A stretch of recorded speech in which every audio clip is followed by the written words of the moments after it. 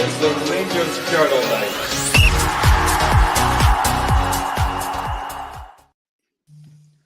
Good evening, ladies and gentlemen. This is your Rangers Journal for Tuesday, the 10th of June. We are getting well underway into the new era of Rangers Football Club. But tonight we're going to do something a little bit different. We've done enough talking about transfer takeovers and the new manager. We're now going to see how Russell Martin implements his style of football onto the club. Joining me to go through some of the transfers that Rangers have been looking at or been rumoured to look at over the past few days is, first of all, Dylan. Dylan, how you doing, my man? I'm good, lads. I'm good. Happy to be back on. Excited to see what sort of players we're going to be looking at tonight. We've certainly got a varied set of players to look at. Making his debut tonight is Mark. How's things, pal? Very good, very good. Great to be part of it. Can't wait to get going and get a lot of chat in here. We've got plenty to talk to tonight, and of course, the face behind all the data that you're going to see tonight is our resident man behind all the tactics and the stats. It's Doug. Doug, how you doing? Not too bad, Ross. Yourself? I can't complain. However, the night is young, and I'm sure by the end of it we'll have stuff to moan about. Guys, first of all, I think we're probably all in agreement that there's a lot to be done for the Rangers team over the next couple of weeks. I think that we could probably all be in agreement that most players are free to go. But I wanted to kind of firstly focus on what would probably be described as the leadership group of Rangers. We did lose a lot over the last few years of the senior players. We've lost Connor Goldson, Borna Barisic, Ryan Jack, Stephen Davis, and I don't think we've really managed to replace that. Dylan, do you think that the leadership group at the moment, if you can define it as that, is good enough to go forward? Good question, Ross. I don't think so. No, I don't know how you can have a leadership group with somebody like Tav, who's maybe not going to be playing every game. Butland, who again get put out of the team for Kelly, and like you said, and I think Sterling's in it as well, constantly injured. So how can you expect them to go and lead players when they're not even playing or on the park? Do you know what I mean? Especially in a team environment when everybody's like it or not. I know they're playing for Rangers, but they're also playing for themselves as well. They're going to be saying, "Why is he telling me what to do? And he's not even getting a game." So I think it definitely needs a bit of a restructure or a rehaul, I should say, and get some new faces in there. Hopefully the manager can bring that now. I think he started the day. So hopefully that's the kind of things he's looking at, even though the players aren't in yet. Fingers crossed, anyway. Mark, Dylan makes a really good point there. We're talking about the guys that have been perceived, and obviously that's open to interpretation, as the senior members of the squad are, James Tavernier, who's been the long-standing captain and has been, the de facto leader for a long time. Jack Butland, who's been in for a lot of criticism, especially over the last 6 months or so. And surprisingly, John Sterling. Maybe that's more down to his personality. What is it about them that you think has made them become the de facto leaders within the dressing room? I think probably just natural order in terms of maybe the amount of time they've been there. Obviously, Tavernier naturally being the captain should take that mantle. I think one player that we've maybe not mentioned that I think's took quite a strong leadership role is Nico Raskin. I think he took the armband for a bit off of Tavernier when he was at the team, and I felt as if he's the one that can drive us on, especially in the middle of the park. You always like to have a captain in the middle of the park that can kind of control things. But I think these guys just naturally step up to the fore with their stature. But I thought I'd give a wee shout to Nico Raskin as well, because I think he's probably definitely been the biggest leader this season. I think so too. I think he's been the kind of unsung, not so much the unsung hero, but he's been the real surprise package. He's really stepped to the fore and become the player that I think we all expected him to be when he signed in the January of 2023. Doug, obviously we talked about Nico Raskin there. Is it just their luck that the guy that we want to be building the entire team around is perhaps more than likely ready to leave in the summer? Do you think that's just their luck? Yeah, sometimes that can happen. Obviously, he's a player that's really come into his own in the last sort of 12 months, and part of that has been shown that sort of early leadership. you can see that in young players. Barry Ferguson was a candidate for leadership very early on when he came through. And so you can see that kind of thing when a young player who's full confidence, playing well, and they start to take on that sort of natural leadership. I've always been a big proponent of the fact that you shouldn't need an armband to lead. And when you actually look through the team, there are actually a lot of people in there that should be good at that. Liam Kelly was the captain at Motherwell. John Suter captained Hearts as early as 21.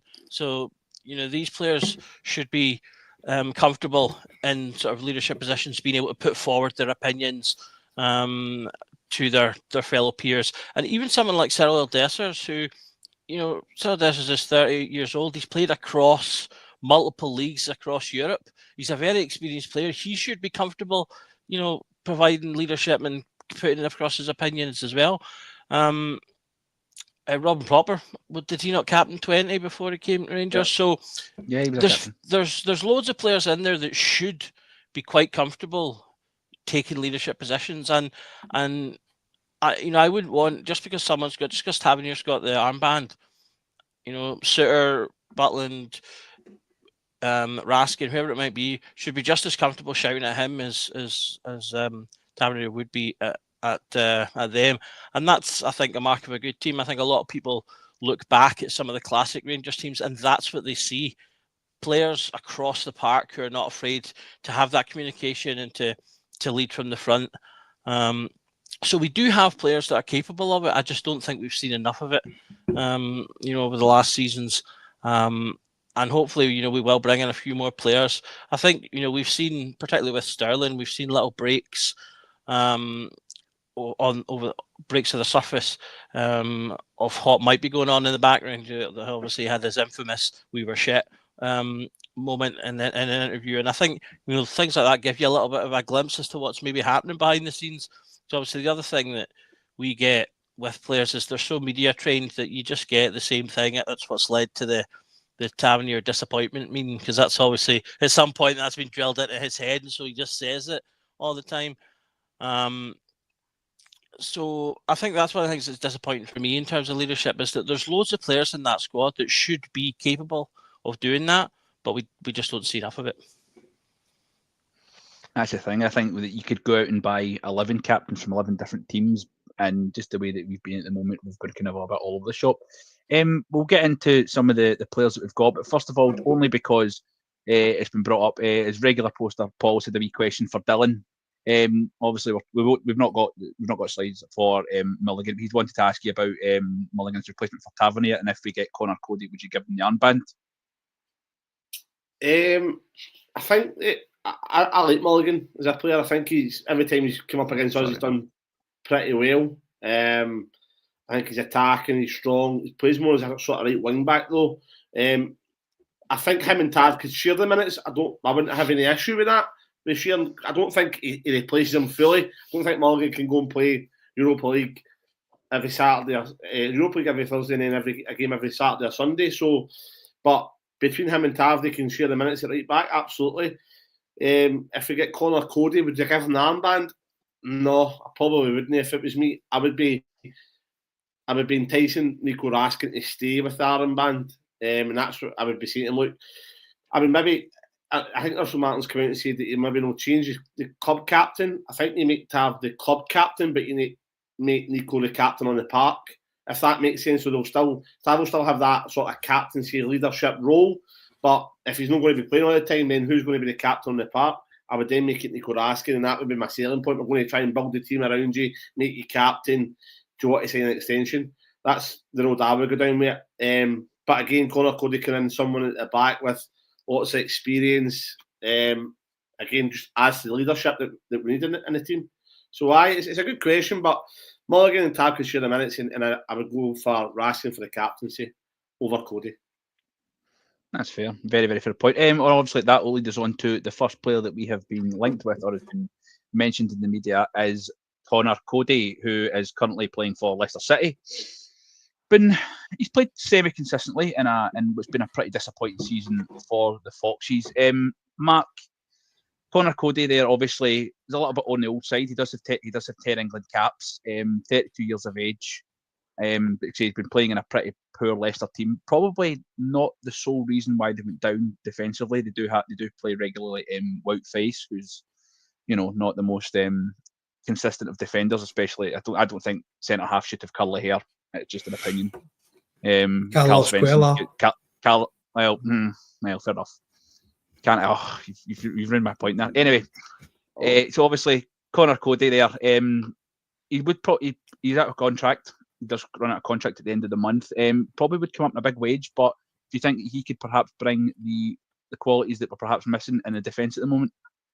I think he can definitely bring that leadership and experience that we speak about there in the pros, but he's spent a long time in England, and I think on a free 100% he'd be a great signing.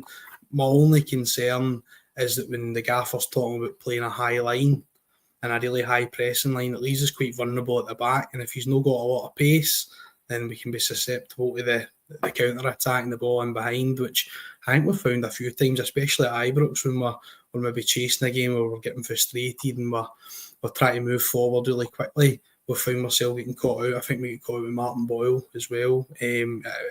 So I think he'd be a good signing. I think he would definitely bring that leadership stuff there. But again, my worry is a wee bit about the legs. Yeah, I think that's a very, very fair point. I would probably agree with you in that I don't think that he's perhaps going to fit in entirely to what Russell Martin is, or he's claimed he wants to play as a defender. Doug, he obviously would probably be coming in more because of his. I don't know if you could justify giving him the money he might want for his off the pitch attributes as opposed to his on the pitch, because if we want to play a high press football, he's perhaps not got that. But do you think that that's perhaps maybe doing him a bit of a disservice? No, I mean, like you say, if the money's right, it's the right kind of player to bring in. He's got a lot of the attributes that we're maybe missing, that experience and things. I think when you're looking at players' pros and cons and things like, okay, he's got a lot of pace, that's when your team and squad building really comes into the fore, because you can have a slower centre back if you've got a quicker one beside him, and then you've just got right. You're going to be the one that'll do the tracking if we get caught, and I'll catch up as best I can. I think the money is something to consider when we're looking at players like this. Obviously, we've been caught one too many times with some of these players coming up high wages and then not performing the way we'd hoped, or being out injured and things like that. And so for me, what I want this to see is get the players up that are maybe looking to, maybe haven't played at the higher end of the Premiership, so they've not won as much. And so you're enticing them with the opportunity to fight for trophies, for playing in Europe, which is, again, something that maybe some of them have not had a lot of opportunity to do. And so you hopefully bring the wage down by saying, right, look, we can't pay you your EPL Championship wages, but we can offer you these things instead. That was what I thought. Defoe was a perfect example. Defoe came up not looking for loads of money because he was interested in challenging for titles, because it was something that, as much as he'd had a great career, he hadn't had a lot of chance to do. Obviously, he managed to come up and do that, and got his.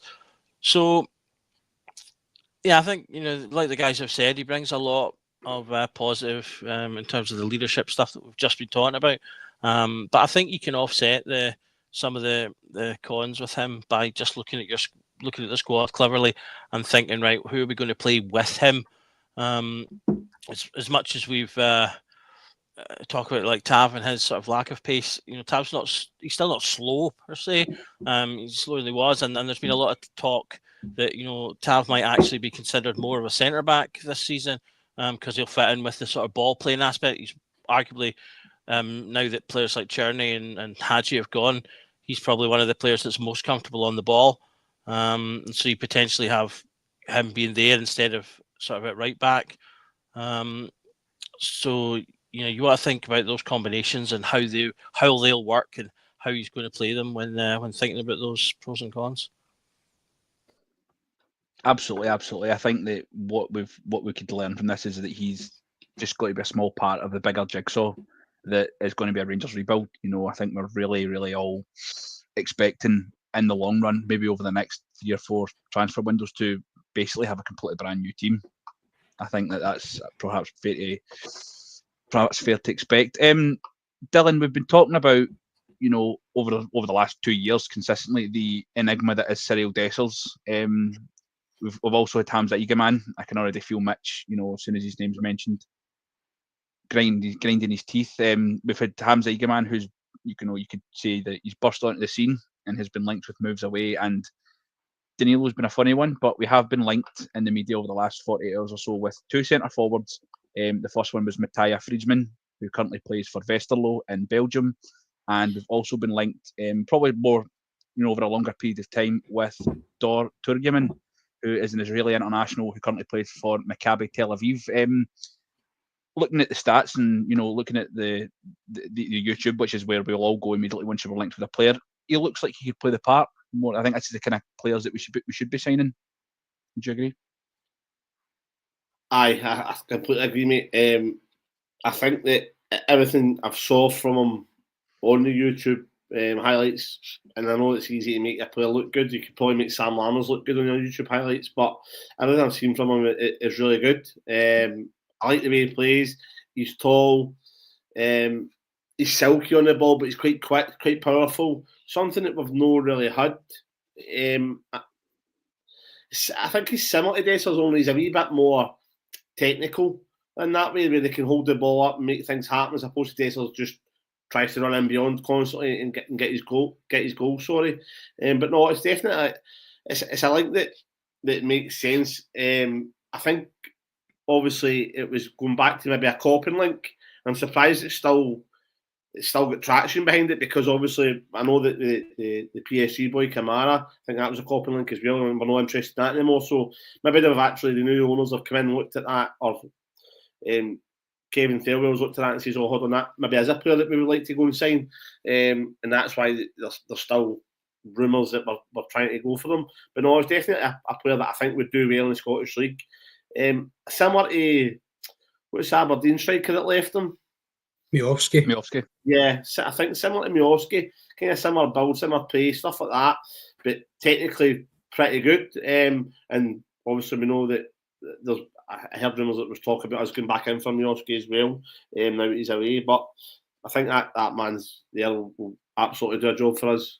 And if you sell Dessers and get the rumoured, I think over in Greece it was rumoured £4 million or something they're looking for. I think that's on the low end for me for Dessers, to be honest with you.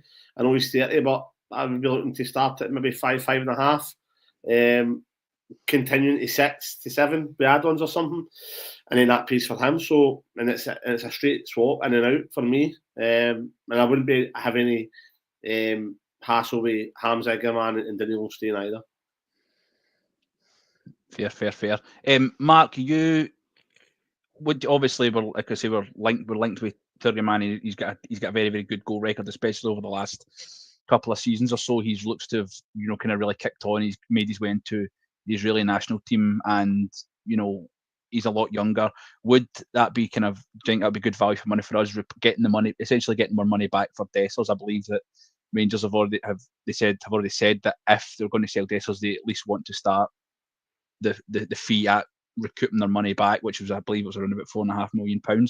Getting him and replacing Turgeman for say 5, that's basically 500 grand on what looks like a potential upgrade. Do you think that's probably a good way to kickstart our player trading model, to use the phrase that I'm fed up of hearing? 100%, Ross. I think when you look at it in the age of Dessers, as Dylan mentioned, at 30, and then you'd be replacing them with somebody at the age of 21 who's still got a lot of development to do. My question would be, is he first team ready? That would be the first question. Can he handle the pressure at Ibrox, coming in and leading the line? But time will tell. Getting into the last year of his deal as well, so you're probably going to get him for a bit of a cut price. And hopefully, the way the player trading model is meant to work is that we'll bring him in 2 or 3 years out and do really, really well, be successful, win trophies, score lots of goals, and then we can see him on his way for big, big money. And that would hopefully be the ideal scenario, I'm sure, for everybody here. Absolutely. Doug, it's probably a bit of a weird question, and it's probably the way that I agree with it is actually from our own Mitch here. do you not think it would perhaps make more sense to replace Danilo? Because as much as Cyril Dessers has been an enigma, he is, in his 2 seasons, he's been a guaranteed 25 goal a season striker. Why would you want to replace that with with perhaps more of an unknown quantity when you've got the ability to get, perhaps move on Danilo, who through circumstances not always of his own volition hasn't worked out really? Well, first and foremost, the issue is that it'll just be more difficult to shift him because he's not played football and he's had injuries. So who's knocking down the door to buy that player as opposed to the player that's scored 40 goals over 2 seasons? So you've got that issue straight away. We've still got a good couple of years left on Danilo's contract, so there is still the time there to invest in and hopefully getting more of a player out of him. With Dessers, as I say, I've said for a while I'd be fine with Dessers if he ended up staying, as long as we have added to that area as well, because he will get you goals throughout the season, even if you're not starting him. He's always fit, which is something that we don't have a guarantee of, and he always puts in 100%, even when he's not playing his best. And I think these are really key fundamentals and perfect things for a squad player. Yes, some people point to the fact they say, "Oh, you can't be having a squad player on X amount of money." At the end of the day, if it contributes to a winning team, I don't really care. So that's something for the finance guys to worry about. I just want players that are going to contribute to a winning team, and Dessers does have the ability to do that. But on the other hand, if you're, like you say, if you're pushing the transfer model and the vision of that, you're looking at a 30-year-old. I think he's 31 this year. You probably get at least another good 2 seasons out of him, but he will be slowly potentially on the decline. And given that we're looking at potentially getting our money back for him, I think that turns into an excellent piece of business, in my opinion. You bring in a striker, scores you 40 goals, and then you get your money back at the end of the day. You can't really argue with that in terms of the optics and the finances. We should be able, if we have a decent scouting network, which I'd like to think we'll be building out with the new owners, that you'll be able to find more players that can score goals for us. So from that point of view, it just seems like it makes sense. You've got a player there. It's the same as it ultimately makes sense to potentially be selling Raskin, because his value is really high and the optics are high for him, so we can get a good value for him. So it might ultimately make sense depending on what offers come in to sell him. So I think it's just looking at balancing those 2 things, and I think the needle does just slide slightly to it's better to sell and look at new players. This guy, as you say, looks really good. A big thing that you pointed out, he's had good scoring records for 2 seasons in a row now, which I think is a big thing. Some of the players we brought in have had patchier scoring records. It's easy for a striker to come into a league and score abundance of goals in season 1 when they're not really well known, particularly if they're a young player coming in.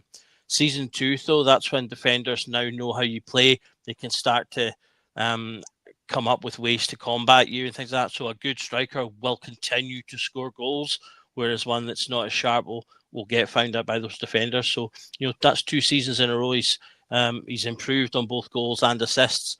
So that shows he's still going upwards in his development, and so hopefully we'd be able to keep that going if we brought him to Rangers. That's absolutely, I totally agree with you. I mean, the thing is that I've kind of come round to the fact that perhaps keeping Dessers isn't always going to be, he's not the be all and end all of all our problems at Rangers, and I think that he's not, the problem has been that he's been the only guy available. I always think back to the start of the Michael Beale era, where he basically admitted that he didn't have a proper pre-season, he wasn't fit, he'd been injured, and then Danilo was injured, and Sam Lammers, his insistence in playing Sam Lammers as a 10 when he clearly wasn't a number 10 led Dessers to have to play, and you can't fault that, because we've always been speaking about his attitude and how he's clearly a good guy, and he's talking about he should be part of that leadership. He's always available, he always plays, even when you could turn around and go, listen, I'm maybe not feeling great. He always turns up, and he always is, the guy that's available, and you can never take that away from him. Dylan, we're talking about potentially replacing Dessel's goals with more goals, or Danilo's lack of goals with more goals. You can interpret that how you want. But one guy we do need to replace is Vasa Cherny. He's been linked with moves to Turkey for big money. It looks like he could be getting 60 or 70 grand elsewhere. Replacing guy, the right wing has been a position that we've struggled with for a long, long time. I don't think we've ever really replaced, Danny Candeias, who was, a frustrating player until we get Vasa Cherny. He got 18 goals last season. He was one of the top scorers in the Europa League. But we've look like we've been interested in a player called Kwame Poku, who's been playing for Peterborough in League One. Not the most technical league, but I think that anybody that's seen anything about him, if you watch the Johnson's Paint Trophy final or whatever it's called, I don't know who the sponsor is now, where they beat Birmingham City, he looks like a really, really talented young footballer. He has out a contract at Peterborough as well. He is a right winger, left-footed, and he's got a decent 22 goals and assists in 31 games last season. And what's a pretty physical league. Is this another guy, if you're getting the chance to get him on a Bosman, basically, that you should be, lapping up? Yes, I think so, Rush. I think that as long as you're not paying daft money for players like that, like we saw with Matondo, because again, it could fall into that category. Pacey winger, but against a low block can't really do anything. I'm not saying that's what he is, but the fee that we paid at Matondo, I don't think he's repaid his back and the money that he's on. So if you can get this kid on a Bosman or for a relatively low fee, then it absolutely makes sense. Just for his potential alone, I think the chairman was touting he would go for 30 million one day. That's how highly he rates him. So obviously that could be just mental talk, but you know what I mean. If he's watching every day, my only concern would be his weak pressing, tracking back, and on Russell Martin's side, that's going to be a massive issue if he's not very good at pressing. If he's a one weak link that they can break out on, then again it'll be difficult for him to get into the team if he doesn't progress in that area. But I think, listen, like you said, he's a young guy, potentially very good. He's done well in a difficult league. Does he come in and start as your right winger for Rangers? I'm jury's out. I'm unsure on it. But as a backup or a rotational player, absolutely. I think it would be a really good signing, especially when you can bed him in and start to bed him into the league. And once he starts to find his feet there, then he can go and flourish. Hopefully in a decent footballing side. Definitely, Mark. I think in the English League One, it's like I say, it's got a bit of a reputation as perhaps not being the most technical league in the world. But Peterborough haven't been a bad team. They're not a diddy team. They have produced some decent players over the last few years. Obviously, Ivan Toney, kind of famously, is the big name who made the grade and eventually get capped for England. But is this kind of obviously looking? It's hard to read it from the statistics, but he is obviously a player that wants to drive. He wants to attack, and he can finish. He was in the team of the year. He's young. He is now a full international. He got his first cap for Ghana, who are obviously a strong team in Africa. Obviously the cons against it is perhaps he's not the greatest presser, and he's maybe perhaps not got the physical profile. But these are things that can be worked on. They can be improved. He's not a player that's perhaps someone like Amad Diallo, who I just think naturally didn't have the physical profile, even at any level. That's why I don't think he'll make the grade at Manchester United either. It's just, but these are things that he seems to have in abundance. He is tall, he's fast, and he's got a decent finish on him. So there's a lot of things that we can work on. Do you think that that's something that Russell Martin can put into his game? Absolutely. I think it's funny you mention Ivan Toney, because I fully believe this boy's going to be one of these players. If you don't sign him or you don't get him, he'll go on to do big things in probably the top end of the English Premier League. So, and listen, he fits the mould really well. We're talking about Vaclav Cherny there. This boy's a right winger who prefers his left foot. It would be a like for like replacement. But so I do think if we miss out on him, I would be pretty gutted on this one, because I do think he's going to go and do big things. Yeah, I think we're all agreeing on that. Doug, this is a guy that I think. Do you think this is a player that, getting him in a Bosman, you probably got to offer him maybe a slightly better wage? I don't know. We don't know what the salaries are like in League One. They can be they can really be anything from, you know, 1,000 a week to 15 or 20 grand, depending on who you play for. Is this the kind of guy that you perhaps should be throwing, maybe not a substantial wage, but maybe a decent signing on fee just to seal the deal? Yeah, I mean, you know, I think there is some interest in him from other teams, so we are going to have to table something competitive to sign him, but I don't think it will be anything huge, regardless of sort of what aspect it is. Like you say, whether it's a sign-on fee or talking about his wages, things like that. Just, you know, coming up from League One, but it will need to be something competitive. But hopefully, that's something that we can do. I do think he's an exciting young player. Again, perfectly fits the kind of profile, early 20s. Someone that we can develop and potentially sell on after a couple of seasons. Again, when you look at his goals and assists, he's making steps up over the last 3 seasons with Peterborough. So he's in that category where he's making improvements every year, and hopefully we would see the same again.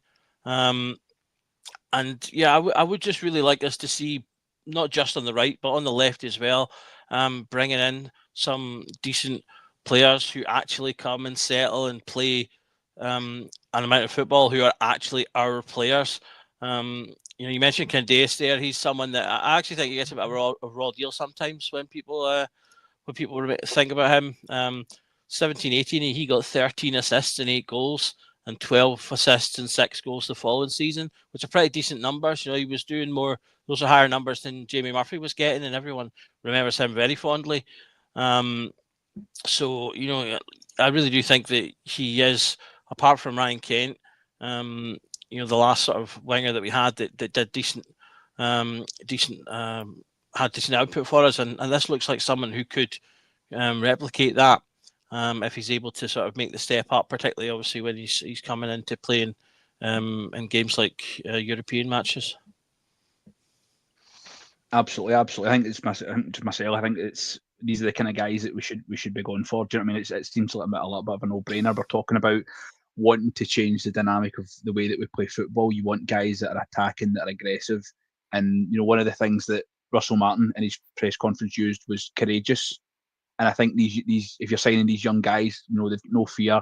If they make a mistake, that's okay. But you know, as long as they go back, try and win the ball, you know, just be aggressive and, you know, go back and try again. That was one thing that I did always like about Ryan Kent, as much as he frustrated me, is he never put his head never went down.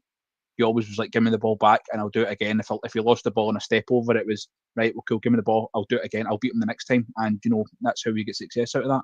So I think he's definitely a guy that we should be looking at. I don't think you can scoff at those numbers, even at the level he's playing at, because 90% of the games we'll play are against teams of, you know, similar level, perhaps lesser. I'm not trying to do, you know, kind of Livingston or St Mirren or anything like that at disservice, but, you know, if you're playing against Birmingham City or Wrexham, who've got a lot of money behind them, you know, these are better teams, and if you're contributing against those kind of teams, then you could come up here and be part of it. The next part where we're going to go in, I just wanted to get into, was obviously the seemingly laughable at this stage left back scenario. Obviously, Ridvan Yilmaz has been, you know, injured consistently in his 3 seasons here so far. He does still have 2 years left in his deal. He's been linked every 25 minutes with a return to Turkey, and Yefti has been hit and miss. I think he started quite well, but I think a lot of the attributes that he needs to work on have been exposed more over the kind of second 6 months of the season. We have been linked with Harry Toffolo, who is currently a free agent. He has left Nottingham Forest. Not had a great season in what was actually a season for Nottingham Forest in which they probably overachieved despite not getting the Champions League. I think they're probably disappointed at not getting that.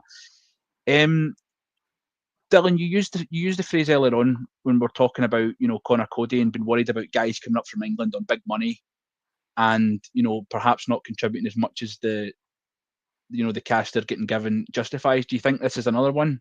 Because he hasn't played a lot. He's only played 7 games. He only played 7 games last season, but he does have, you know, again, just one of these kind of leadership. Is it more what he gives off the park than what he gives on it? Again, and I never gave a point on Conor Cody, but for me, it is a risk. Just in my personal opinion, I just think that maybe it's just because I've been scarred that much with players who've come up. When we talk about Joey Barton, Aaron Ramsey, Bruno Alves, Senderos, Russell Martin, all these big names coming up on big money, and they've just never really cut it at Rangers. I don't know what it is. They just don't seem to get it, or they play really, really poorly. That's just to name a few there. I think that Conor Coady could fall into that. I'm not saying he is that or he isn't. What I'm saying, my fear is that he would come up, demand a high wage, and just maybe his legs aren't there anymore to carry him. And I could be completely wrong and be proved wrong. And I kind of hope I would be, because it's a type of centre back that we could be doing with. But Harry Toffolo, for me, I'd stay away from him. People give Jeffy a hard ride. For me, I don't see that there's anything the matter with the lad. I think that he get ran into the ground this season. It's his first real season in European football, a difficult team, a difficult league, playing Wednesday, Sunday, right up until the quarterfinals. Ridvan helped here and there, but again was injured a lot of the season. Learning a new language. I think the start of the season, Jeffy was really, really good. Probably the best player on our team for a couple of games. Driving us out for midfield, for the back, breaking the lines and then going creating stuff. Is he poor sometimes positionally? Yes. Is he poor sometimes 1v1s? Yes. Is his final ball poor? Yes. But that's all things that you can work on. I don't think what Jeff done about 10 grand a week. How much is Harry Toffolo going to want if he's coming up to Rangers? He's going to want to be the starting left back, which again shunts Jeffy's development, who apparently Chelsea were looking at him. So do we really want to put him on the back burner to allow a 29-year-old to come up on close to 30 grand a week? And no for me, mate. No for me. And listen, I've never even watched any highlights of that game. I don't know how he plays, but just on the age and the selling value and the type of way that our player trading models want to go now, it's a no for me. Mark, it's a difficult one to try and sell with the support. I think, he's a guy that's not played a lot of football over the last year, and this is probably the kind of player that we should be trying to perhaps get away from. If it was my decision, I wouldn't get anywhere near it. I think there's better left backs for what we want as a team available. I'm a big fan of James Penrice at Hearts. I think a lot of people, in the comments, a lot of the guys who are on the pods would agree that Penrice seems to be a kind of more of a natural choice, but he does have the top flight experience. He does have experience of playing at much higher levels. He is 29, that's probably his peak. Is there, one of those things, is it justifiable, do you think, to bring a guy like that in? He does have, the work ethic. He does have the ability to go in there and be a leader and be a strong contributor to probably a mentally weak squad. On your first point, I probably agree with you in terms of James Penrice. I think he's the best option out of these two. But when I look at Toffolo, if he can recapture the form that he had at Huddersfield, where I believe he had a great season when they got to the playoff final in 2022 potentially, and then I'm sure Forrest signed him for Huddersfield. If he can have that sort of season where he was driving down the left-hand side, he's not somebody that's going to grab headlines. He's not that type of left back.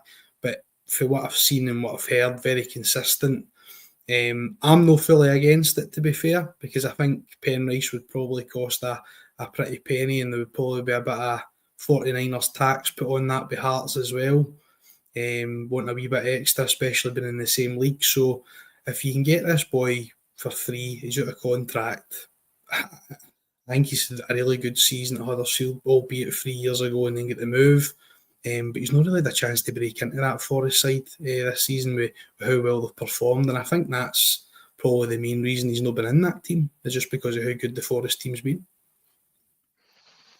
Definitely, Doug. Mark makes a great point there that he's perhaps not been able to break into a Nottingham Forest team that dramatically overachieved this season. I think we were all talking about them qualifying for the Champions League up to basically the last day of the season, So, and I think that the way that No has in play probably isn't, there's not much room in there for the totally natural left back that Toffolo is. But is this a guy, he says it as well, that if we can get him back to the form that he's shown a couple of years ago, he could be an asset. And I don't doubt that for a minute. He knows far more about it than I do.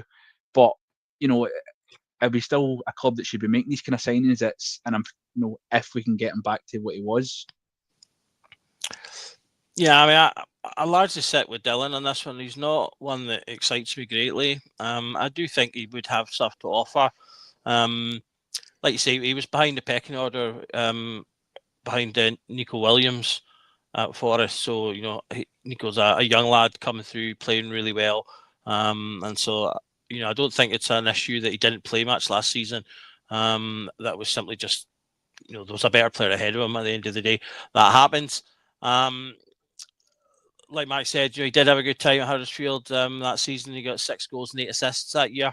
He's not really had the same kind of effect when he's played at Forest. So my only worry is, how is that an indication he's not been able to maybe make the step up quite as effectively from an offensive point of view to the higher levels? Could that be an issue for European games? Maybe it's the same. Modern fullbacks for me need to be effective attacking players as well as defensive, and I think that'll be something that's important in the systems that we're probably going to be playing in the seasons to come as well. The fact that he'd be coming in as a free agent would be the thing for me that kind of makes it work, because I would expect him to be taking a pay cut of some degree. We're not going to. I definitely don't want us to be paying him anywhere near sort of 35 grand.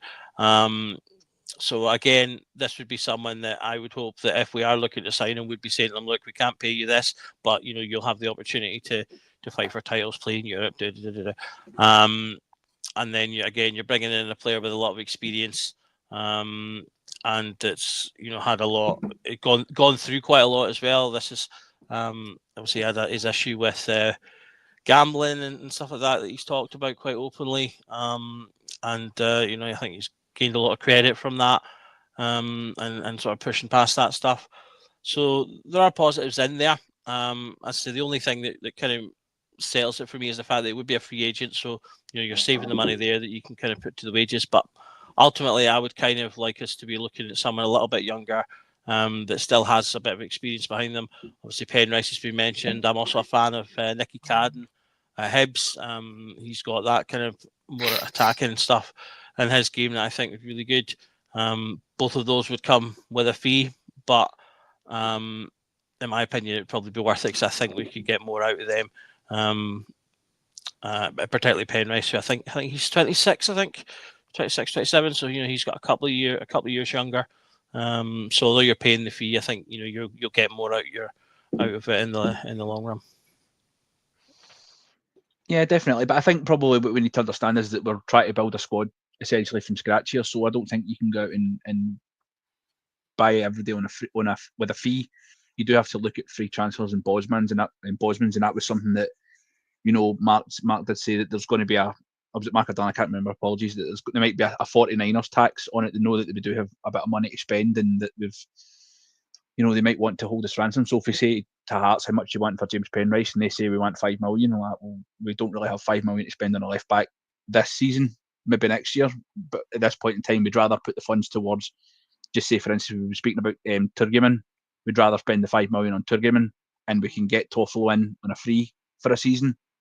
So I think we need to be smart, and that's why we've obviously got there's been a selection of guys linked. I think that's probably not a coincidence that we've been linked with guys that have been on kind of Bosmans and every kind of deal available. We don't have a slide for it, but I just wanted to bring it up because it keeps getting brought up in the comments. Thanks, guys, again for all your comments, your questions. Dylan, we're talking about Jack Butland. The goalkeeping scenario has not been the strongest. Last season, it did become a bit of a disaster. Jack Butland's form went off a cliff. Liam Kelly had some good games, but I think perhaps it was incidents that he was maybe shown up to be a Motherwell goalie playing for Rangers, which I think is unfair on him because he is a decent goalie, but probably not good enough to be the number one. Do you think that that's another position that needs to be addressed in the summer, or do you think, as I was talking about squad building, it's something we could perhaps put off for another season? I think it's just a good job you asked me that, Ross, because guys in the chat and who are watching, we've got a tactics board dropping that me, Dave, and Peter done, and the trailer drops tomorrow morning, and then we've got episode 1 on Wednesday night at 5 o'clock, and then the second part of it is on Thursday night at 5 o'clock. So make sure you hit the subscribe button. It'll come up with a wee link that we've posted a YouTube video, and have a watch on how we take a deep dive into Russell Martin's tactics and how he's going to hopefully play. And Ross, one of the biggest issues when I watched the team and we broke it down was the goalie has to be almost like a centre mid the way they play. He's dinking balls over the top of oncoming defenders. He's taking it in a half turn. He's enticing the press so that then the opposition press, he's taking a touch out of the sort of the danger line and then finding a pass. Jack Butland is a bomb scare with the ball at his feet. And I like the big guy, but he really is. And I don't even think that it can be coached into him. I don't think Russell Martin's, he's got enough to do than opposed to trying to coach Jack Butland how he wants him to play. I think Butland will be maybe looking to go because he's been behind Liam Kelly for the last couple of months until he got injured. And I also think that we'll be looking for a new goalie because Jack Butland can't play that type of football. And listen, he's a good shot stopper when he's on his game. On his day, he's really good.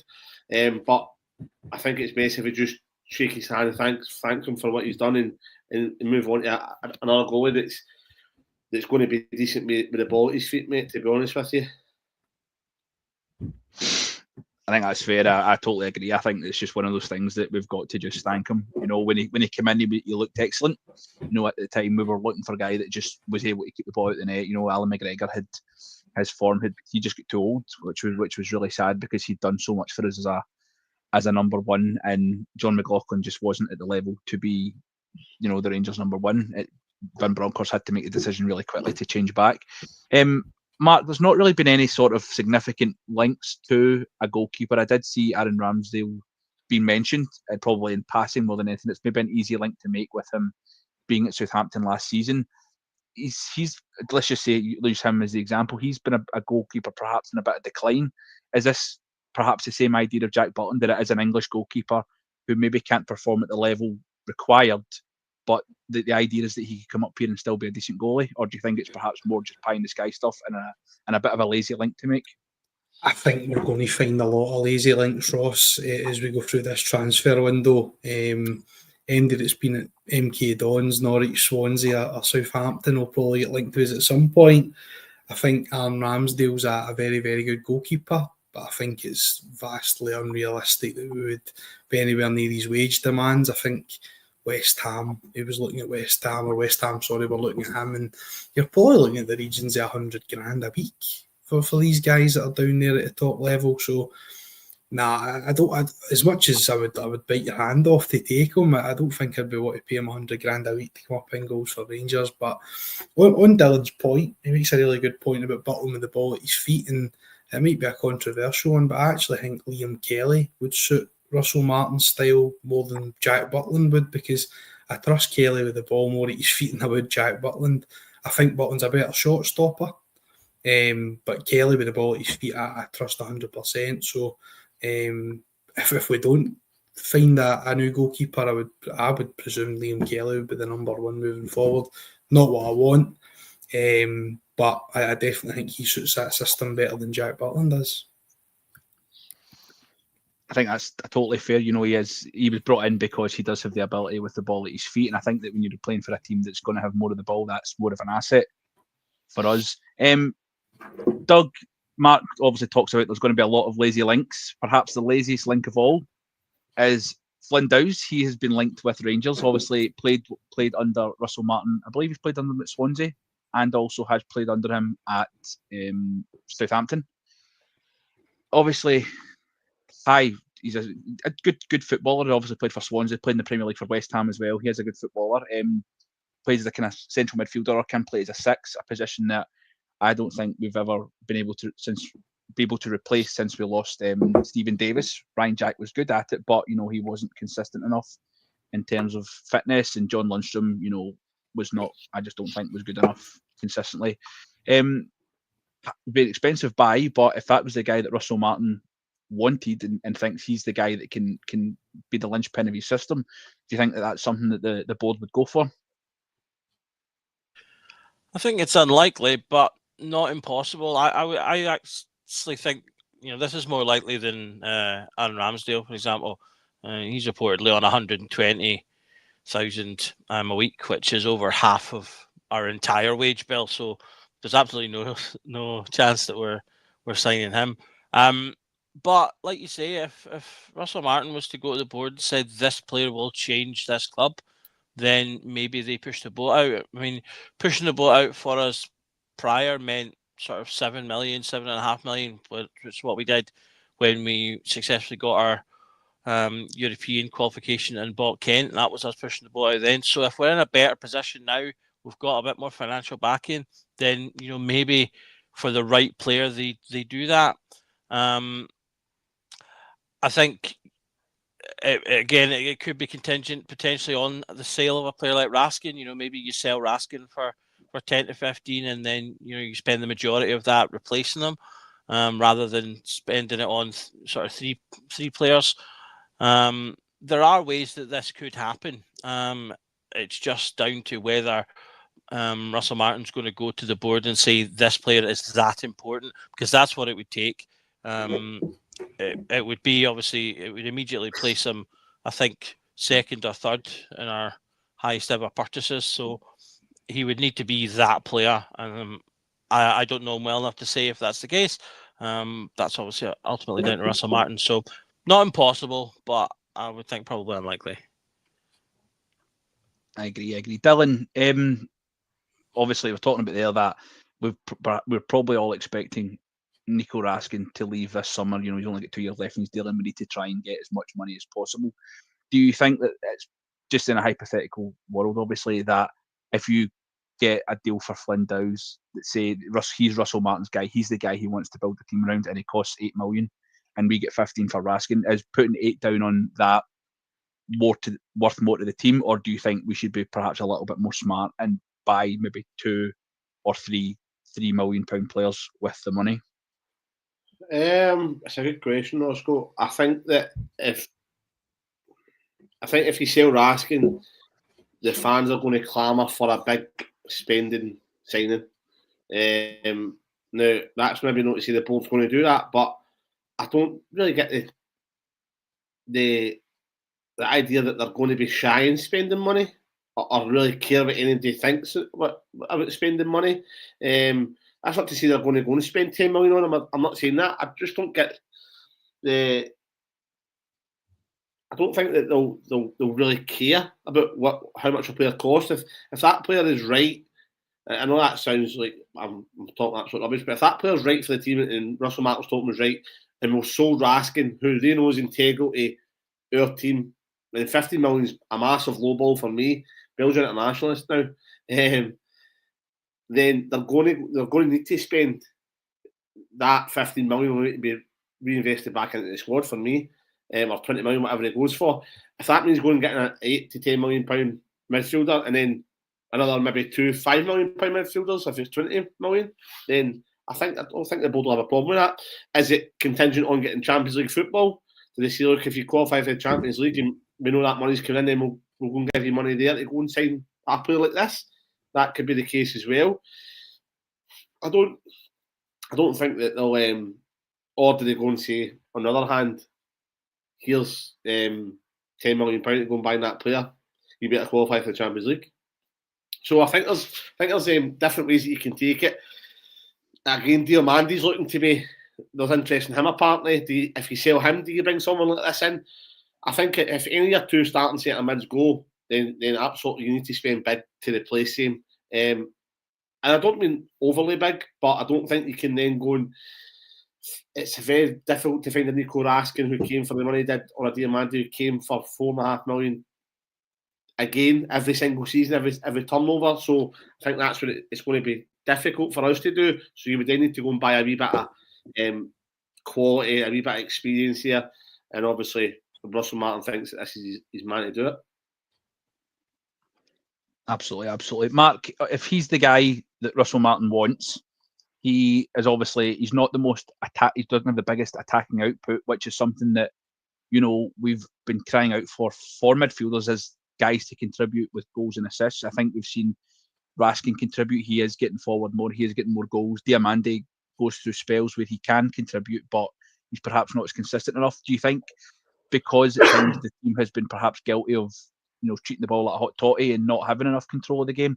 It's better to spend the money on a guy that can dictate the tempo and allow other people to to control the game further up and contribute.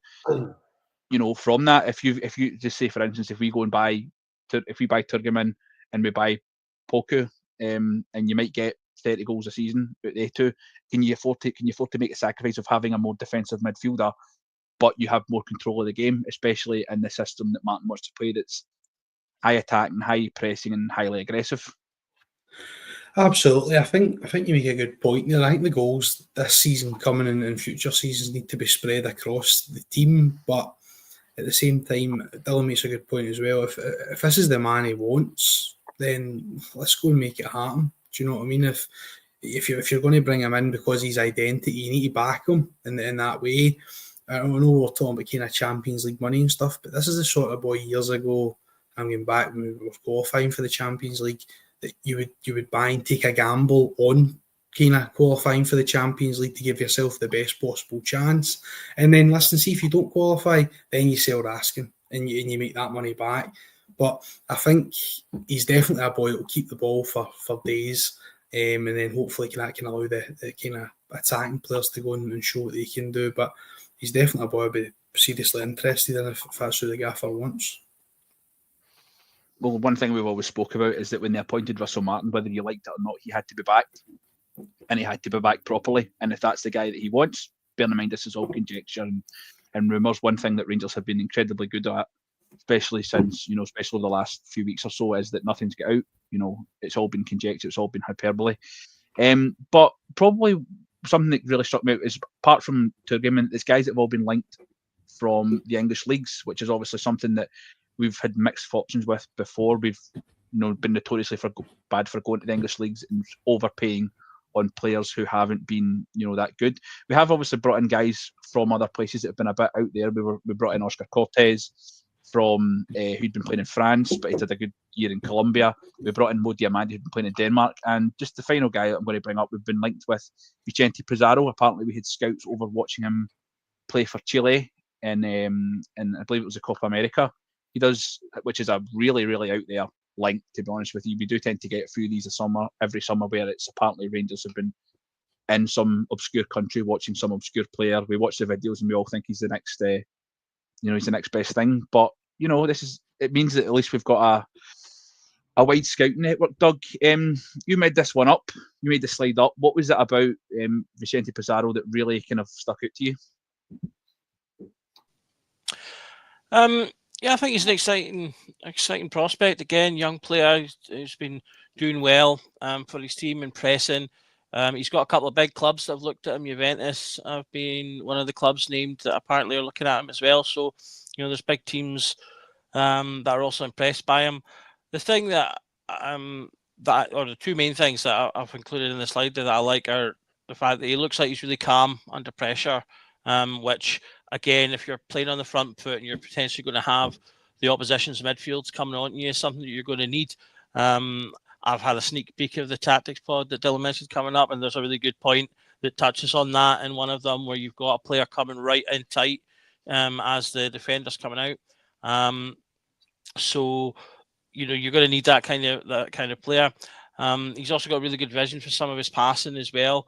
Although he does seem to be a little bit risk averse at the moment, but when he does sort of let his head lift a bit further, he can make some really good passes. And I think a bit of encouragement and positivity, we could see some really good things. It's something we don't see enough of from our midfielders, I think, at the moment, is that little extra creativity in our passes, particularly sort of pinpoint accurate passes from deep. Tav's the only one that kind of really tries them with any sort of regularity. So, I think he'd be an exciting player. One of the things I did like about Coppin was that he did seem to have a wide net. He looked at players from all different places. I do hope that continues. I think being linked with a lot of English players is obvious, because that's where our managers come from in terms of his previous managerial history. But I want to keep seeing us getting linked to players all around the world from different markets, because there's quality to be found, and he looks like he could be someone that could come in and do a good job. I like to think so. Dylan, we always like to be linked with a defensive midfielder from South America because we all just assume, you know, they're hard men, they're a bit crazy. Do you think we always need a bit of a lunatic in our team? You know, we loved Morelos and how unhinged he could be at times. Do you think this is a sign that we should be going for, or we should be at least considering going into these kind of markets? I mean, this is who I would. This would be my first choice, to be honest with you. I think for what I've seen of him and everybody that I've looked at, he impresses me the most. Again, we've done it, the dive into the tactics and how Martin's style of play is. He fits it the best. I know Doug was saying he's quite safe with his passing. I think that'll be coached out of him because, again, as you'll see in the tactics, board breakdown, what we do, it's all patterns of playing, moving, and they know where the next ball is before it even happens. And again, I think this boy would thrive in a midfield, in a Russell Martin midfield even. And I wasn't Russell Martin's biggest fan, but since I've watched and dove into it and watched more of how his team plays, I'm really, really looking forward to it. And again, like I said, I think this lad would just be perfect in there. Definitely. I think that we need to be branching out and trying to find the right player for the right positions, regardless of where they come from, what league they played in, because it's not one of those things that a lot of these things, the attributes that we talk about that they're missing, you know, they can be coached. You know, we talk about be more aggressive, be more courageous with the ball. Mark, I'll give you the final word on the guys we've been linked with. Pizarro, obviously, he's been playing for Chile as a full international as well. Do you think we should be going for him, or do you think perhaps this isn't the summer to be going for risky signings like this? Nah, I'm the same as Dylan. I've watched a few clips and stuff, and it's the one that gets me excited the most. I think Dylan will probably touch on it in the pod tomorrow, but generally with Martin's sides, they play with a 6 and 2 8s, and they kind of drop in and take the ball. I've watched a few YouTube videos on how he does it, and he does fit the bill. He looks like the Chilean Nico Raskin to me. Just the way he's built, the way he passes the ball, he definitely looks the part. And again, getting into that market, it's probably cheaper. It's probably a cheaper market to go and shop in. So definitely one I would be open to and quite excited about, actually. Definitely. That will just about do is, sorry, but we have ran over a little bit. But there's obviously a lot to talk about. There's lots of links, lots of signings. You know, obviously we'll be back with you over the summer with plenty of links. Anything that comes up, you know, we'll be here to talk about it. First of all, I just want to thank my guests for coming on and going through that. Again, there's so much detail. It's brilliant. Thanks to everybody in the comments, obviously. Dylan, cheers, pal. No problem at all, guys. Like I said, just the tactics breakdown will be coming out in the next couple of days. Keep your eye on YouTube and on the socials for it, and have a wee watch and let us know what you think the next pod. Mark, top debut, mate. Thanks very much, guys. Pleasure being on. And Doug, as always, top work. Your slides are always top tier. Thanks very much. Just happy to contribute. I think we're getting linked with some exciting players, and so I hope when the window opens, we start to see them coming in quickly, especially after the last window where we were all waiting right up to the last seconds for some excitement. So fingers crossed it happens a little bit earlier in this window. Absolutely. And I've just seen just a final bit of good news for us all. Stephen Naismith will not be coming back to Rangers, as confirmed by Chris Jack. So we can all put down our pitchforks and our torches and calm down a little bit there. So don't worry about it. I'm sure we'll be back to talk about Russell Martin's backroom team if and when it's announced. And obviously anything that happens over the summer, the guys will be with you to bring you the best coverage on the net. You know, you don't get it anywhere else. And thank you so much to all you for the comments. Thanks for watching. Like, share, subscribe. It doesn't cost you a penny. And remember, every night is your Rangers Journal night. We'll speak to you again soon. Bye.